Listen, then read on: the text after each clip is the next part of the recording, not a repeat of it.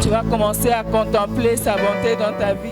Regarde-moi tout ce qu'il a déjà fait Seigneur pour toi. Dieu, de Depuis recevoir ta naissance l'adoration. jusqu'à maintenant, il a fait tellement de choses dans ta vie. Notre adoration t'est due parce que toi tu Tu vas l'as lui dit et demander, tu tu le vas lui mérites. montrer combien tu es reconnaissant envers lui. Tu es merveilleux, Jésus.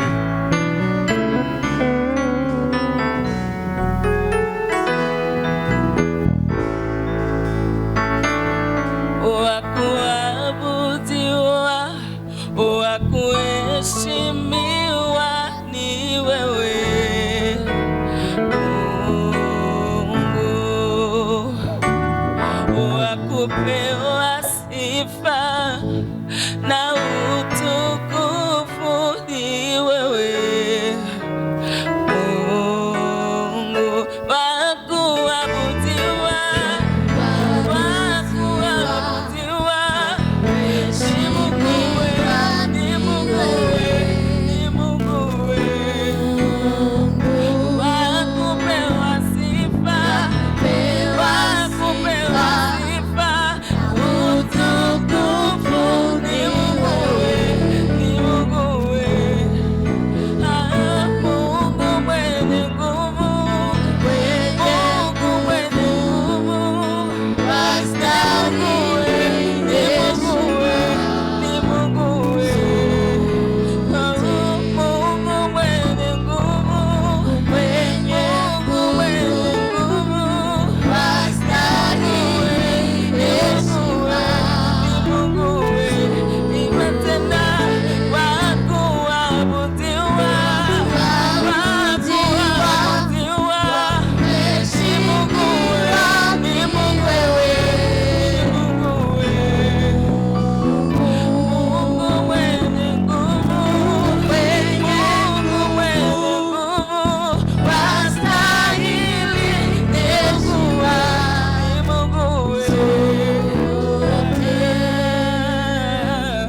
Ulisema wewe, jina lako lipo niliko, niwe Mungu.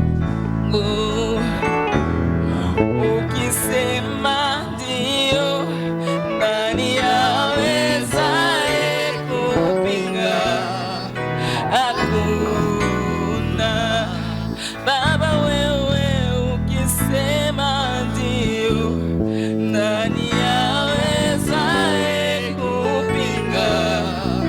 Hakuna.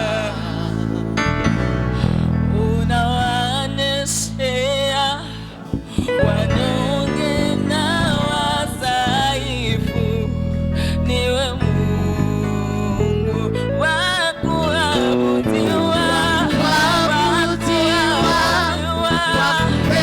kuheshimiwa, ni Mungu wewe, ni Mungu wewe, wa kuabudiwa, kuheshimiwa, ni Mungu wewe, ni Mungu wewe. Mungu mwenye nguvu zote, nguvu zote ni zako Bwana. Wastahili, ni Mungu wewe. Mungu mwenye nguvu, Mungu mwenye nguvu, wastahili, ni Mungu wewe. J'aimerais que tu commences à adorer ton Dieu par tes propres mots. Commence à adorer ton Dieu. Commence à regarder au moins combien il est grand, combien il est merveilleux. Éternel Dieu, nous sommes devant toi. Nous sommes en train de t'élever. Nous sommes en train de te bénir parce que tu es le seul Dieu. L'adoration, nous sommes en train de rendre encore le gloire parce que c'est l'adoration. Nous te demandons, Seigneur, d'agréer encore dans le Seigneur aujourd'hui. Éternel Dieu, tu as tout laissé la chose parce que nous avons besoin de toi. Éternel Dieu, merci infiniment. C'est que tu le sais de faire dans notre vie. Tu es tellement merveilleux, éternel Dieu. Nous sommes en train de te remercier, éternel Dieu, pour ce que tu es pour. Éternel Dieu, reçois l'adoration. Ni wewe wa kuabudiwa, ni wewe. Ni wewe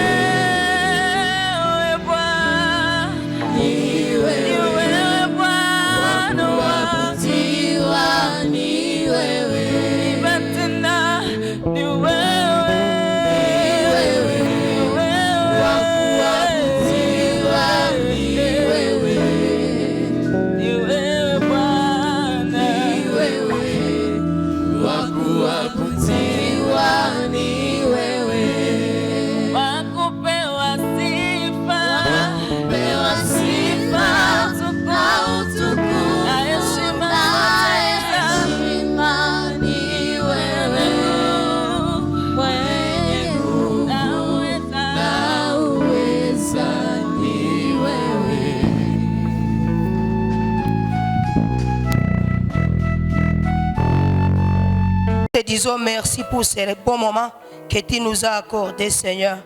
Merci puisque tu as permis que je sois ton instrument pour canaliser tes bénédictions. Utilise-moi puissamment, Seigneur. Laisse que je puisse diminuer et que toi, tu te laisses voir à travers moi. Laisse que je sois bénédiction pour la personne ici présente, Seigneur. Bénis quelqu'un. Aujourd'hui, nous avons besoin de toi. Nous sommes en train de nous attaquer contre toutes les forces de l'ennemi qui peuvent être assaillies pour déstabiliser le déroulement de cette cérémonie, Seigneur. Dirige-nous du début jusqu'à la fin. Nous avons besoin de toi. Nous avons ici prié au nom de Jésus-Christ. Amen.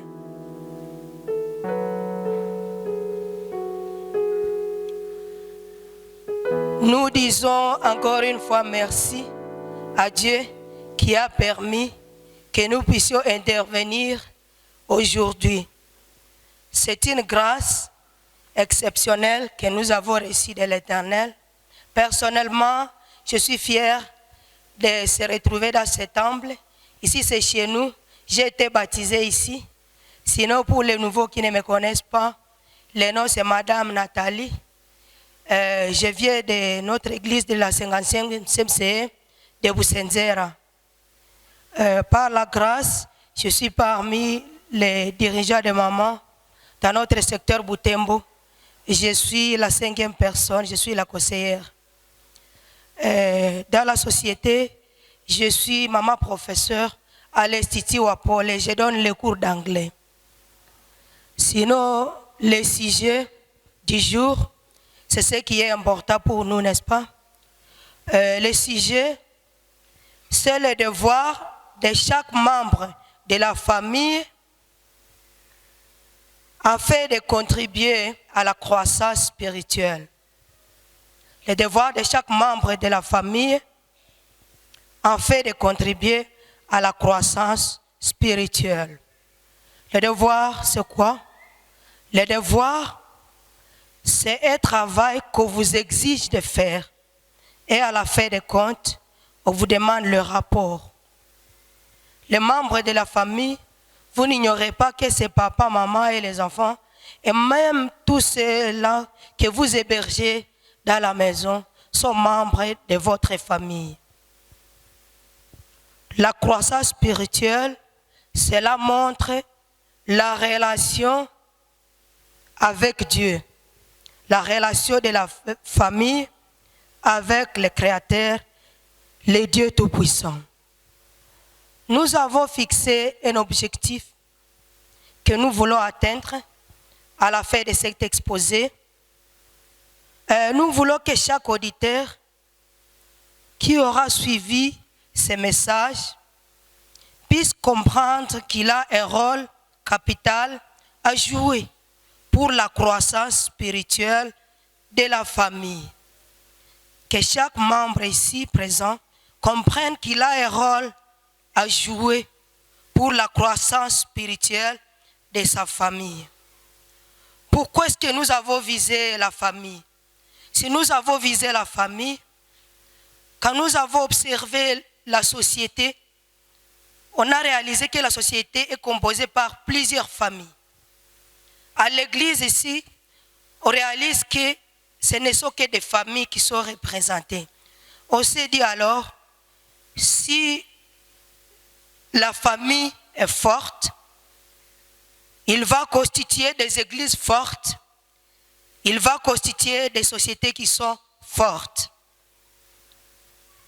Alors, nous allons lire notre premier verset, Genèse chapitre 1.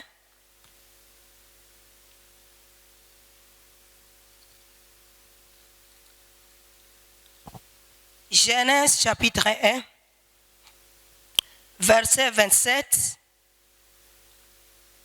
et 28, deux versets. On va commencer du 27e au 28e verset. Je vais lire au nom de Jésus-Christ. Dieu créa l'homme, à son image, il le créa. À l'image de Dieu, il le créa. Il créa l'homme et la femme. Dieu les bénit. Et Dieu leur dit, soyez féconds, multipliez-vous, remplissez la terre et l'assujettissez et dominez sur les poissons de la mer, sur les oiseaux du ciel et sur tout animal qui se meut sur la terre. Après la lecture, vous allez réaliser avec moi que déjà au commencement, Dieu créa une famille. Dieu créa Adam et Ève. Il les créa à son image. À les créer à son image, il les avait donné l'intelligence différente de toutes les autres créatures. Il a créé l'homme différent des animaux, différent des plantes. Il a mis l'accent à l'homme parce qu'il savait les capacités qu'il a mis en lui. C'est pourquoi, déjà, dès la création, il lui avait donné une grande responsabilité. La responsabilité qu'il lui avait donnée, il a dit au verset 27, il a dit au verset 28 plutôt, soyez féconds, multipliez-vous, remplissez la terre. Il a donné à l'homme le pouvoir de se multiplier. Cela veut dire qu'il a associé l'homme à la création. Par la grâce, il a associé l'homme à la création. Autre chose, il a donné à l'homme le pouvoir de dominer sur tout ce qui se met sur la terre. C'est pourquoi nous ne devons pas nous laisser dominer par le modernisme, par le monde. Dieu nous a donné le pouvoir de dominer sur tout ce qu'il avait créé. Alors, nous allons décortiquer maintenant les devoirs de chacun. On voit les devoirs du mari, les devoirs de l'homme, les devoirs de la femme, les devoirs des enfants.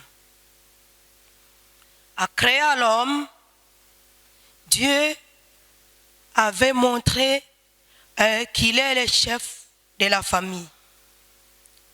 L'homme est le chef de la famille. Ça, c'est le premier devoir de l'homme. Papa, si vous êtes ici, vous devez savoir que vous êtes le chef de la famille. Spirituellement, vous devez savoir que vous êtes le pasteur responsable de votre famille.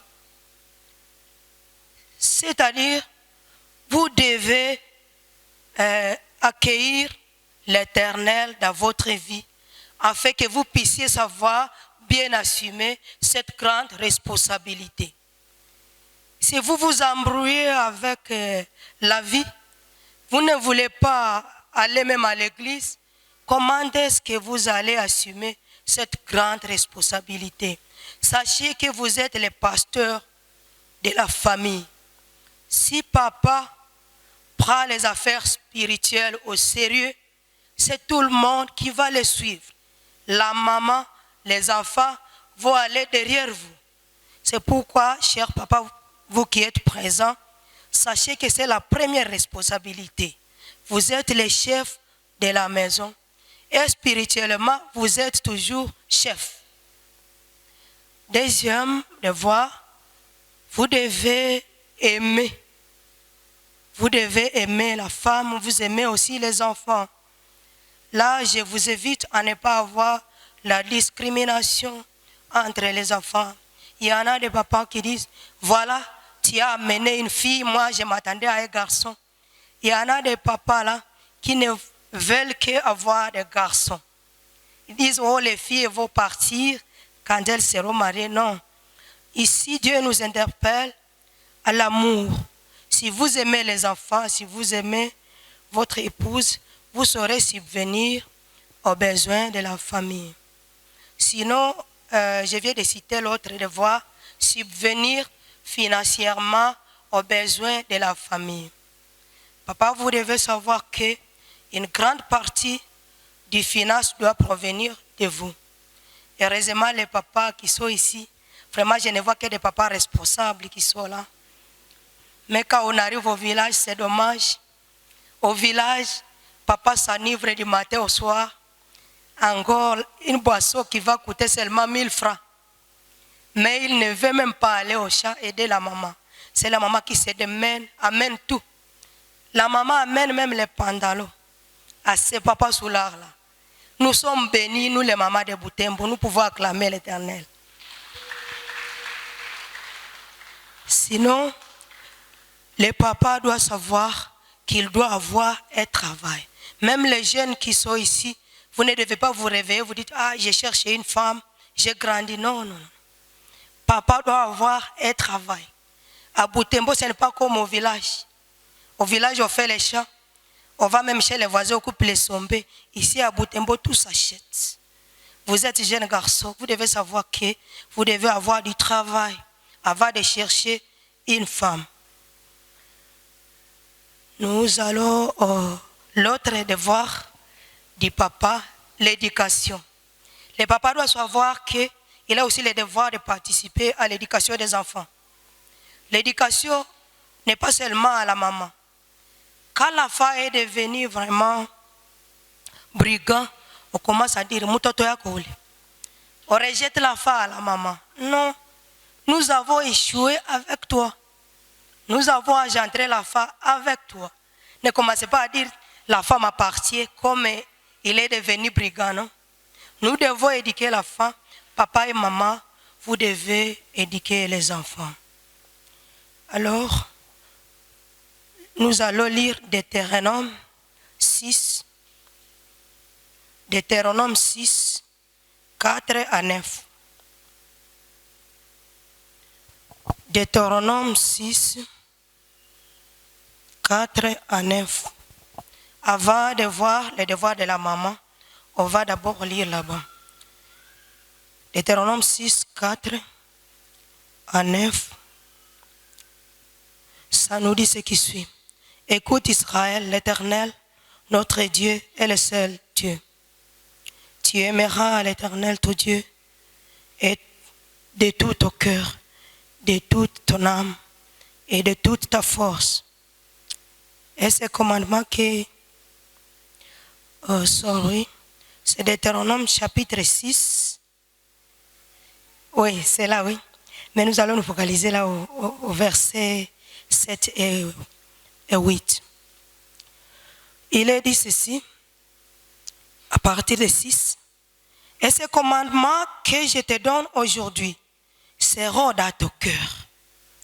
Tu les inculqueras à tes enfants et tu en parleras quand tu seras dans ta maison, quand tu iras en voyage, quand tu te coucheras et quand tu te lèveras. Tu les liras comme un signe sur tes mains et ils seront comme des photos entre tes yeux. Là, on nous parle, la parole nous dit que nous devons inculquer la parole de Dieu dans nos enfants dès le bas âge. La maman, le premier devoir qu'elle doit connaître, c'est l'éducation des enfants. Oui, nous avons dit que l'éducation doit se passer entre papa et maman. Papa et maman doivent contribuer à l'éducation des enfants. Mais là, je mets l'accent à la maman. Maman, tu dois savoir que tu passes longtemps à la maison avec les enfants.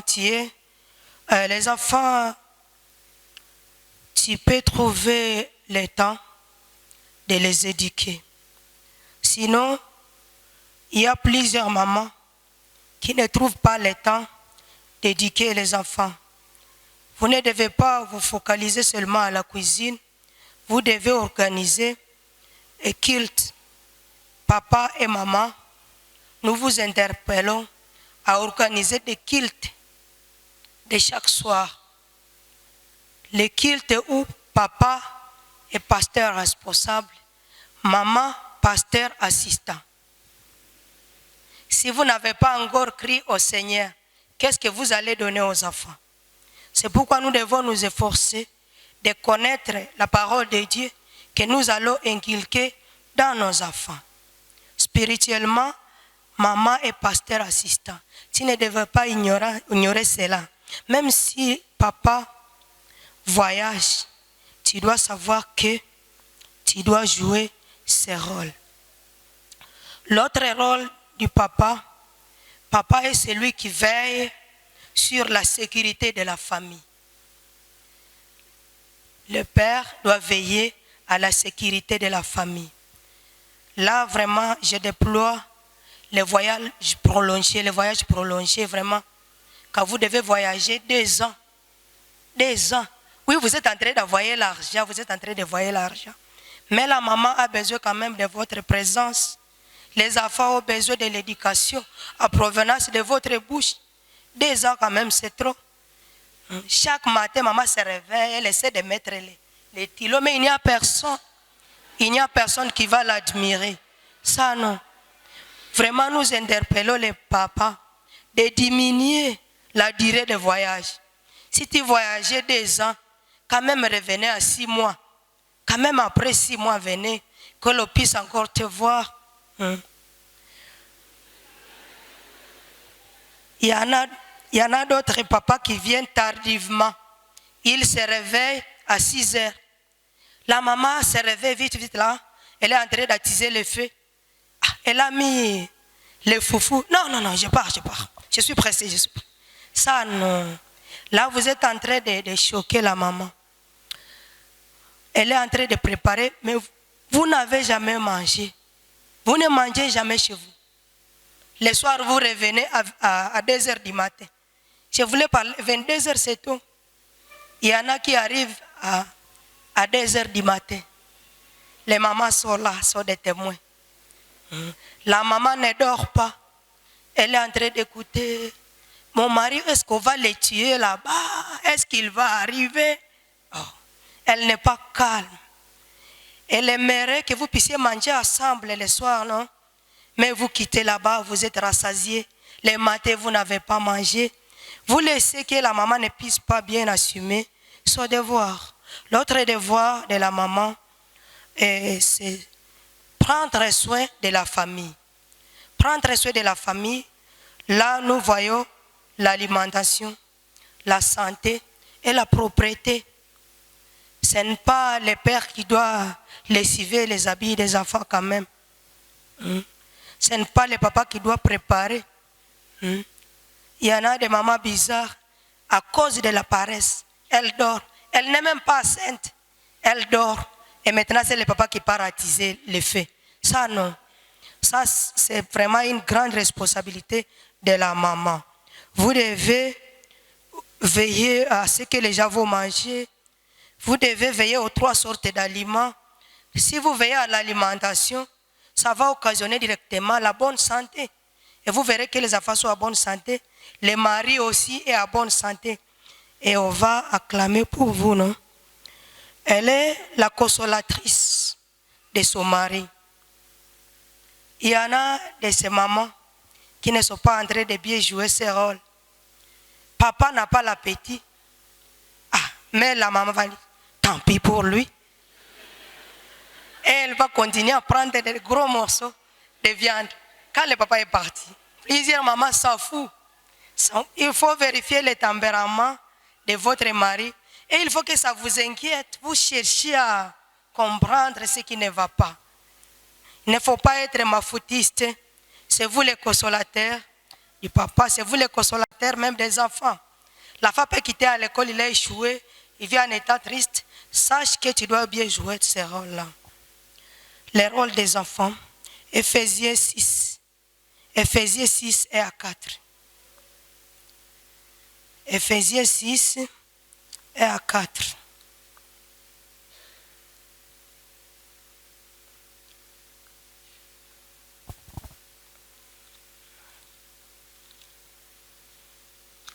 Éphésiens 6 et à 4.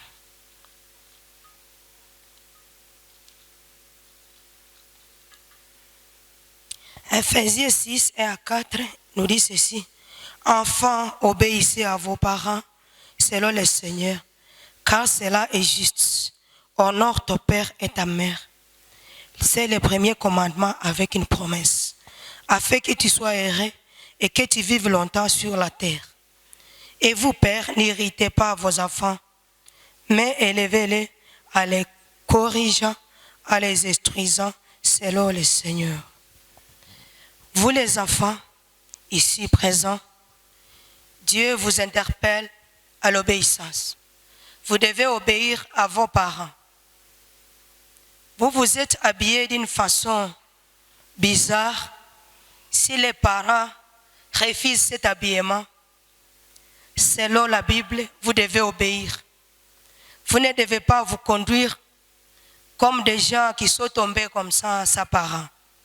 Vous devez obéir à vos parents. Vous devez respecter les parents. Vous ne devez pas vous ne devez pas promulguer n'importe quelle parole à vos parents. Vous devez aussi soigner les parents.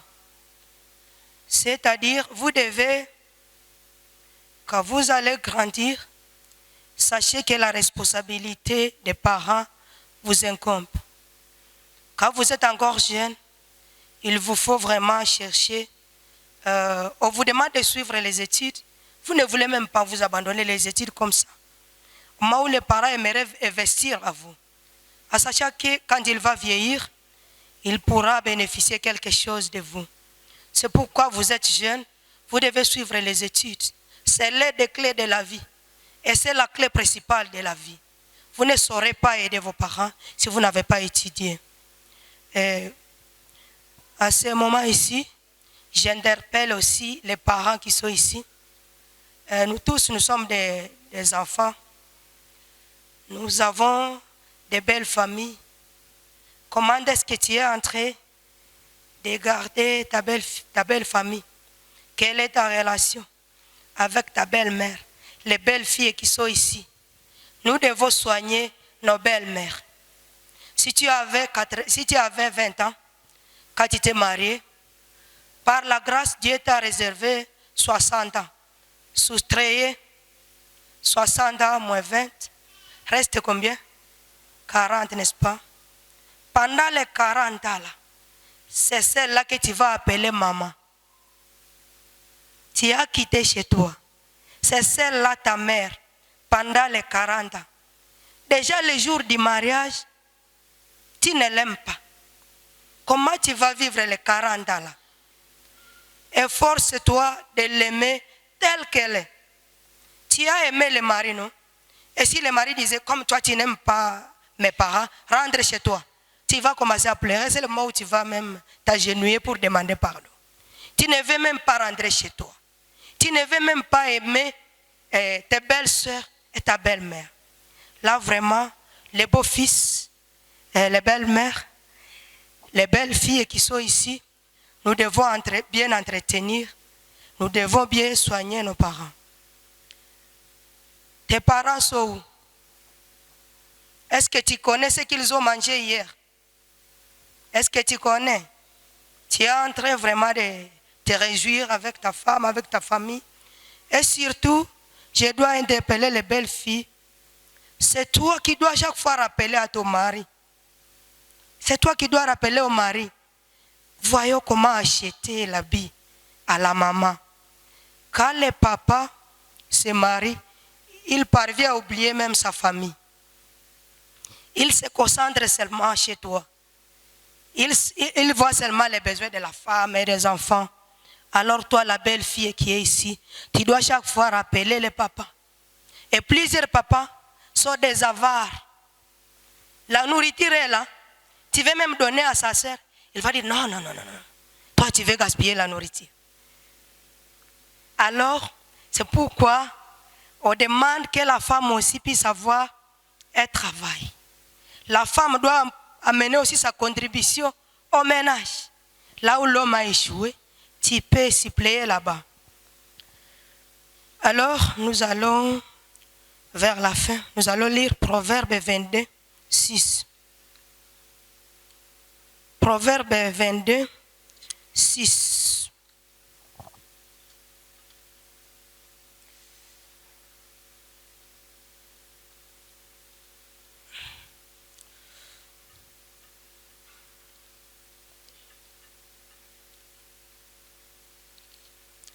Ok.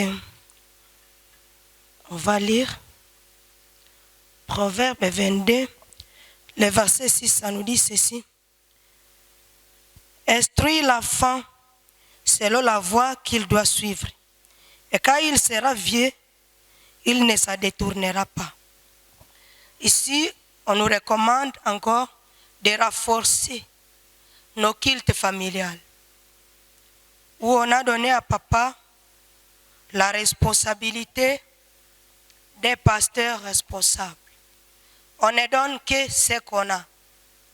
Si tu n'as pas encore reçu Jésus-Christ dans ta vie, tu dois chercher à changer, tu dois recevoir Jésus-Christ comme sauveur afin qu'il t'apprenne la parole de Dieu.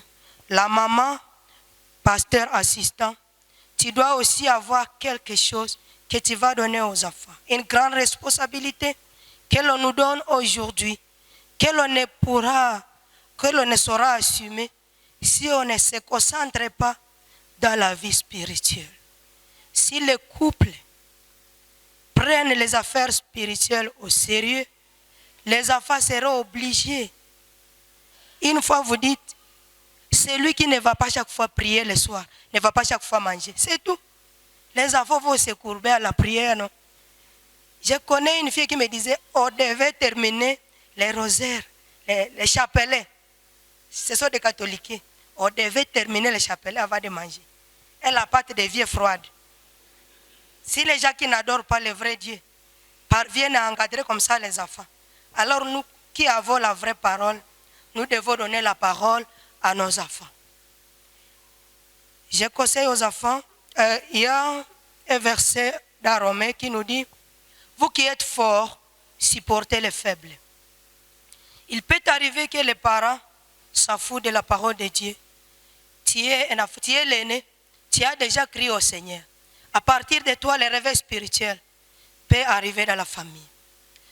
Organiser des cultes familiaux, non? Il peut arriver que maman, toi tu es spirituel, vraiment te concentres. Tu vois que papa s'en fout des affaires de l'église. Commencez déjà le culte familial avec les enfants. Plus le papa verra combien de fois vous êtes en train de continuer avec le culte, lui-même viendra se rejoindre à ce culte. Moi, j'ai été béni par un voisin bénédiction. Ça fait 2 mois elle est là. Mais elle a su vraiment nous attirer. 3 foyers, nous sommes en train de nous réunir, de 19h à 20h. On fait l'intercession et on écoute la parole de Dieu. Et il y a un pasteur qui se donne vraiment. Il est en train de venir prêcher nos enfants. Vraiment, je remercie l'Éternel pour mon voisin là. Sinon, nous allons finir. Et l'autre point que je voudrais souligner là-bas, c'est l'évangélisation de nos enfants. Sinon, il nous arrive d'encadrer les enfants à la maison, mais quand ils arrivent à l'extérieur, l'environnement va les emporter. Ils ont de mauvais amis. Alors, quand j'étais en train de préparer ce message, Dieu m'a montré une stratégie que nous puissions appliquer. Pendant les anniversaires de nos enfants, nous pouvons chaque fois les renvoyer avec des invitations, n'est-ce pas? Vous avez 6 enfants, vous donnez 5 invitations, 5 invitations. Chacun amène ses amis, vous avez préparé, n'est-ce pas, les frites. Alors, vous cherchez un pasteur, nos pasteurs sont prêts. Un pasteur vient prêcher l'évangile du salut. Ils vont profiter de la nourriture et vous gagnez leurs âmes pour qu'ils ne puissent pas aller abîmer vos enfants là-bas. En conclusion, vous allez lire à la maison Matthieu 18, le verset 19. Là, Dieu nous dit quoi? Là où 2 ou 3 qui sont réunis en son nom, il est là. Et s'il présente les besoins, il va agir. Sachez que quand vous allez commencer les cultes familiaux, vous allez commencer à présenter même les besoins qui avait déjà manqué de solutions, son nom, il va bénir. Que Dieu vous bénisse.